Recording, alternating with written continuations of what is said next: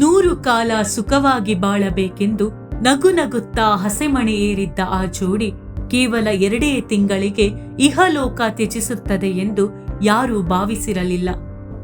ಬೆಂಗಳೂರಿನ ನವವಿವಾಹಿತೆ ಗಾನವಿ ಆತ್ಮಹತ್ಯೆ ಪ್ರಕರಣ ಈಗ ಇಡೀ ರಾಜ್ಯವನ್ನೇ ನಡುಗಿಸುವಂತಹ ಸ್ಫೋಟಕ ತಿರುವು ಪಡೆದುಕೊಂಡಿದೆ. ಪತ್ನಿ ಗಾನವಿ ಸಾವನ್ನಪ್ಪಿದ ಬೆನ್ನಲ್ಲೇ ಪತಿ ಸೂರಜ್ ಕೂಡ ಮಹಾರಾಷ್ಟ್ರದ ನಾಗಾಪುರದಲ್ಲಿ ಆತ್ಮಹತ್ಯೆಗೆ ಶರಣಾಗಿದ್ದಾರೆ. ಅಷ್ಟೇ ಅಲ್ಲ, ಮಗನ ಸಾವಿನಿಂದ ನೊಂದ ತಾಯಿ ಜಯಂತಿ ಕೂಡ ಪ್ರಾಣ ಬಿಡಲು ಯತ್ನಿಸಿ ಈಗ ಆಸ್ಪತ್ರೆಯಲ್ಲಿ ಸಾವು ಬದುಕಿನ ನಡುವೆ ಹೋರಾಡುತ್ತಿದ್ದಾರೆ.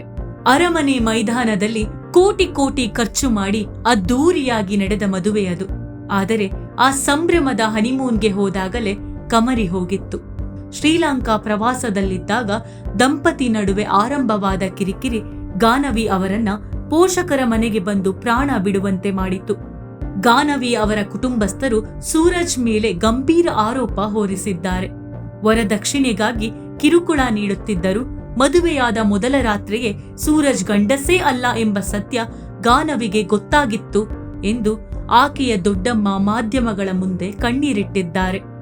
ಇತ್ತ ಸೂರಜ್ ಕಡೆಯವರದ್ದು ಇನ್ನೊಂದು ವಾದ.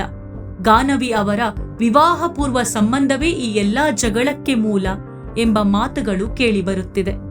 ಪತ್ನಿಯ ಸಾವಿನ ನಂತರ ಎದುರಾದ ಅವಮಾನ ಮತ್ತು ಆಕ್ರೋಶಕ್ಕೆ ಹೆದರಿ ಸೂರಜ್ ಈ ತೀವ್ರ ನಿರ್ಧಾರ ಕೈಗೊಂಡಿದ್ದಾರೆ ಎನ್ನಲಾಗುತ್ತಿದೆ. ಒಂದೆಡೆ ಮಗಳನ್ನ ಕಳೆದುಕೊಂಡು ಹೆತ್ತವರ ಆಕ್ರಂದನ, ಇನ್ನೊಂದೆಡೆ ಮಗನನ್ನ ಕಳೆದುಕೊಂಡು ತಾಯಿ ಸಾವು ಬದುಕಿನ ಹೋರಾಟ. ಆತುರದ ನಿರ್ಧಾರಗಳು ಮತ್ತು ದಾಂಪತ್ಯದ ಅಸಮಾಧಾನಗಳು ಹೀಗೆ ಎರಡೂ ಕುಟುಂಬಗಳನ್ನ ಬೀದಿಗೆ ತಂದು ನಿಲ್ಲಿಸಿವೆ ಎಂಬುದಕ್ಕೆ ಈ ದುರಂತವೇ ಸಾಕ್ಷಿ. ಪೊಲೀಸರ ತನಿಖೆಯಿಂದಷ್ಟೇ ಈ ಸಾವಿನ ಹಿಂದಿರುವ ಅಸಲಿ ಸತ್ಯ ಹೊರಬರಬೇಕಿದೆ. ಅಲ್ಲಿಯವರೆಗೂ ಈ ಎರಡೂ ಜೀವಗಳ ಅಗಲಿಕೆ ಮಾತ್ರ ಮರೆಯಲಾಗದ ನೋವಾಗಿ ಉಳಿಯಲಿದೆ.